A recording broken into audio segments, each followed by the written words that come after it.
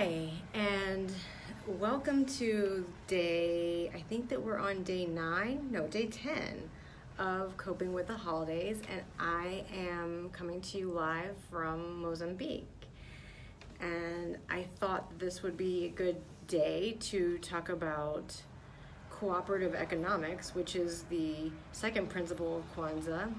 And I want to talk about it because the last time I was on, I was meaning to talk about umoja, which is unity. I used the wrong word.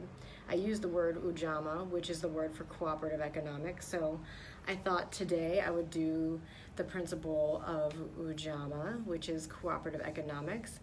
And I said that, the holidays, sometimes we spend a lot of money on gifts and shopping for other people or spending money on ourselves. And I thought of the word pocketbook, that might take a hit, make a hit or take a hit. Your pocketbook might take a hit after the holidays. And I like that word pocketbook because that was a word that my grandmother often used when she talked about your wallet and your money. So this is about coping with financial loss. But I would just say that I like the idea of ujamaa because it's about cooperative economics.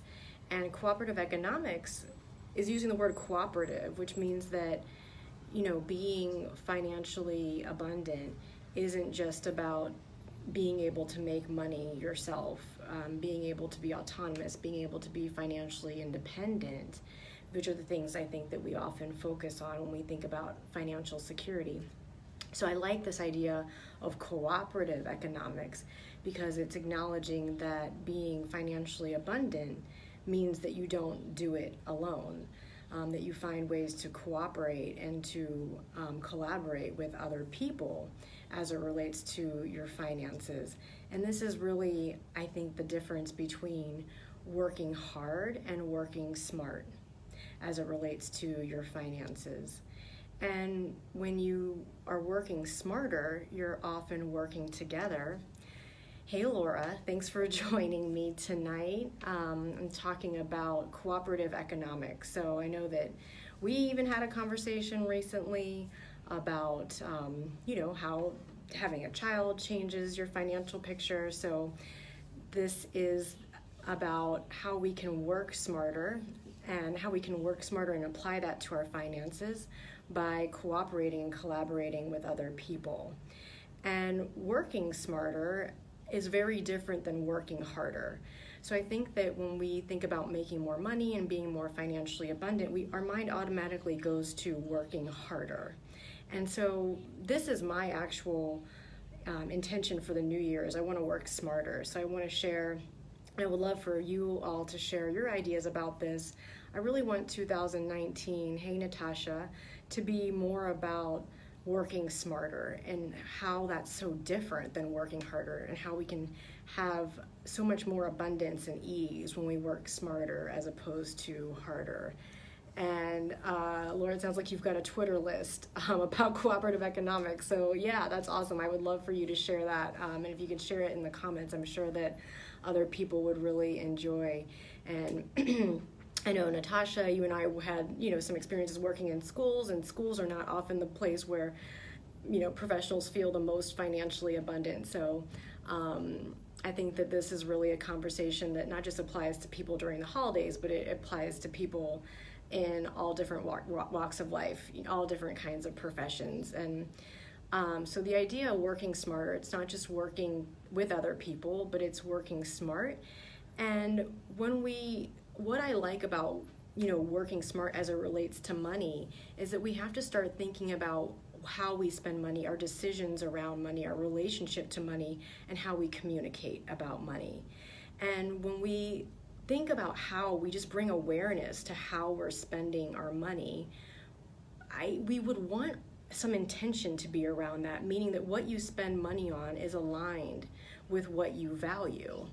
And if the way that you spend money is not aligned on what you value, then what is it aligned with? And because the idea is that, what you're spending money on should be coming back to you. So, if you're spending money on, giving to other people during the holidays, and I think that this is the case for many people who are givers, is that we're giving to a lot of people, but then that all that we give may not always come back to us, and that's okay as long as it feels good. If your value is around service, which many of us have a value around service, then the payoff should be in that should feel good to give service in that way.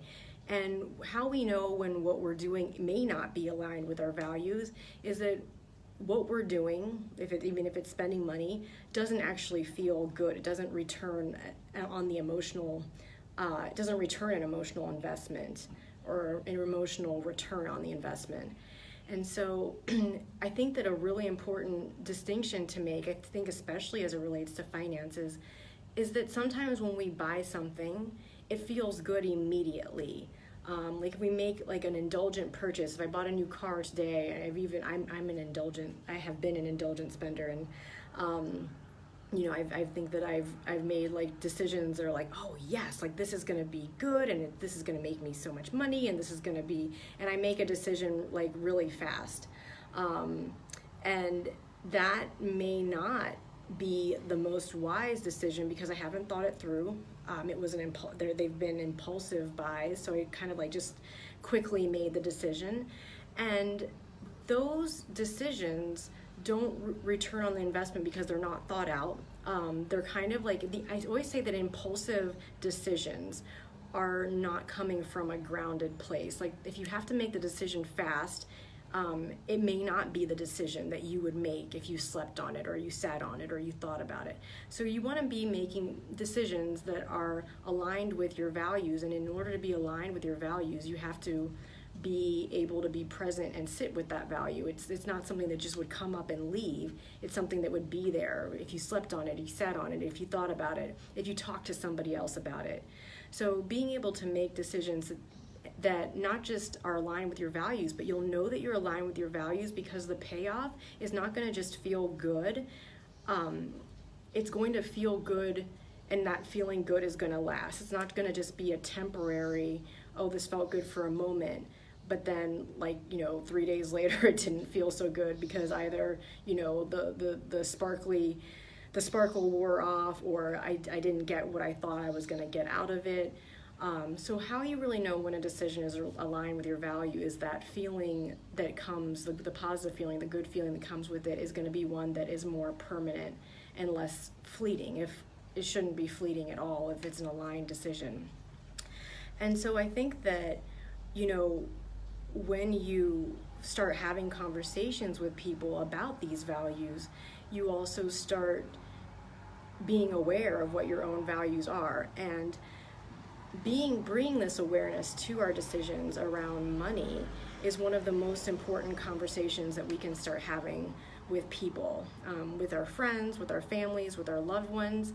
And I think that this is one of the ways that we can stop doing financial spending, financial saving, financial budgeting, financial abundance. That we have to stop doing this alone by being able to share with other people, hey, like this is an area that I don't know an answer about how I'm gonna get through this, or what's the best way to start saving money, or how do I eliminate my debt. You guys might have saw that a few months ago I did an interview with Kina Newell, who just shared so much about how our finances, our financial investments, our financial, not investments, our financial, I'll say abundance, our financial security is not necessarily based on how much money we make, but on how much money we save.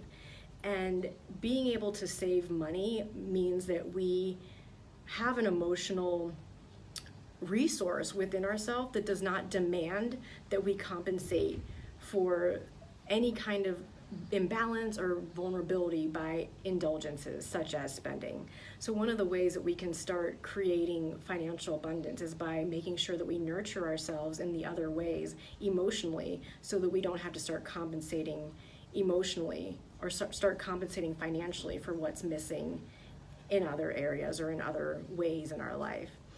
So I would love to hear what you all are planning in terms of your New Year's resolutions or your New Year's intentions.